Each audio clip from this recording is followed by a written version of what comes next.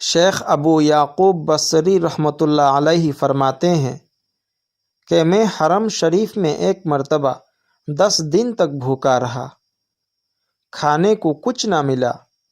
دل میں خیال آیا کہ باہر میدان اور وادی میں جانا چاہیے، شاید کھانے کو کچھ مل جائے۔ جب میں باہر نکلا تو مجھے ایک ردی بدبودار شلغم ملا۔ میں نے اسے اٹھا تو لیا، مگر دل میں نفرت پیدا ہوئی اور یہ خیال دل میں آیا کہ آخر کار میری قسمت میں ایسی ردی چیز کیوں آئی، لہذا اسے قبول کرنے میں مجھے تردد ہوا۔ پھر میں نے اسے پھینک دیا اور واپس آ کر مسجد حرام میں اس خیال اور اس نیت سے بیٹھ گیا کہ کھانے کے لیے شاید کوئی اچھی چیز مل جائے۔ اتنے میں ایک شخص میرے سامنے آ کر بیٹھا اور ایک تھیلا میرے سامنے رکھ دیا اور کہا کہ یہ ہمیانی ہے جس میں 500 دینار ہیں، یہ سب تمہارے ہیں۔ میں نے اسے کہا کہ تم نے میری تخصیص کیوں کی، یعنی یہ دینار تم نے مجھے ہی کیوں دیے، کسی اور کو کیوں نہ دیے؟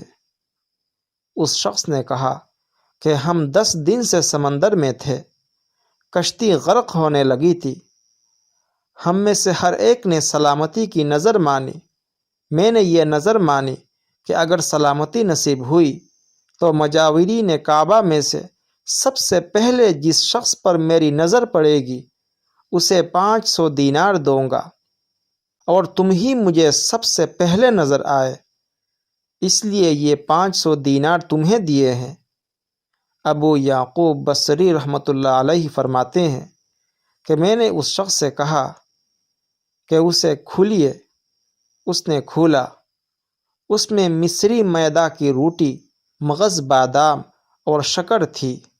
میں نے ایک مٹھی شکر سے اور ایک مٹھی مغز بادام سے اٹھائی اور باقی چیز اس شخص کو واپس دے دی اور کہا کہ یہ میری طرف سے بطور ہدیہ اپنے بچوں کے لیے لے جاؤ۔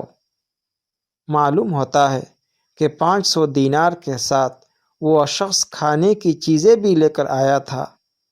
پھر میں نے اپنے نفس سے کہا کہ اے نفس، تیرا رزق 10 دن سے تیری طرف آ رہا تھا اور تو اسے باہر وادی میں تلاش کرتا ہے۔ یہ تھا ہمارے بزرگوں کا حال۔ آج مسلمان برائے نام مسلمان ہیں، ذرا بھوک یا افلاس سے دوچار ہوتے ہیں تو ہر قسم کے حرام کام کے ارتکاب کے لیے تیار ہو جاتے ہیں۔